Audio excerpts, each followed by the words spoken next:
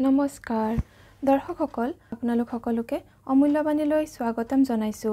আজিৰ ভিডিঅ'টোৰ বিষয় হৈছে মাত্ৰ 4 দিনতে সকলো সমস্যা সমাধান কৰা বিশেষ শক্তিশালী প্ৰমাণিত উপায় এটা আজি আপোনালোকক জনাবলৈ লৈছো।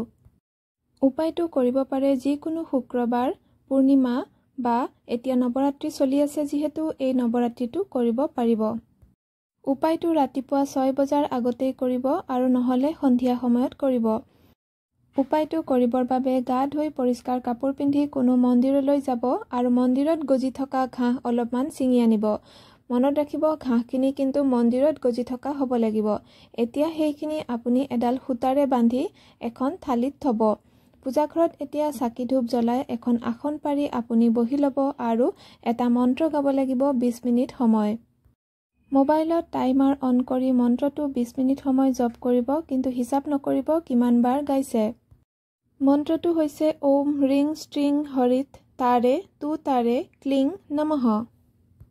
মন্ত্ৰটো 3 দিন একেটা সময়তে 20 মিনিটকৈ জপ কৰাৰ পিছত 4 নম্বৰ দিনা কোনো ভোক লাগি থকা মানুহক খুৱাই দিব।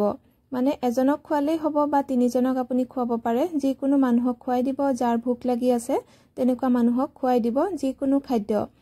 এইদৰে কৰাৰ আপুনি 4 দিনৰ ভিতৰতেই হয়তো ফল পাব পাৰে আৰু নহলে কেইদিনমান হয়তো দেৰি লাগিব পাৰে যদিহে আপোনাৰ কোনো টান বা ডাঙৰ সমস্যা হৈ আছে, কিন্তু আপুনি সমাধান নিশ্চয় পাব এই উপায়টো যদি কৰে।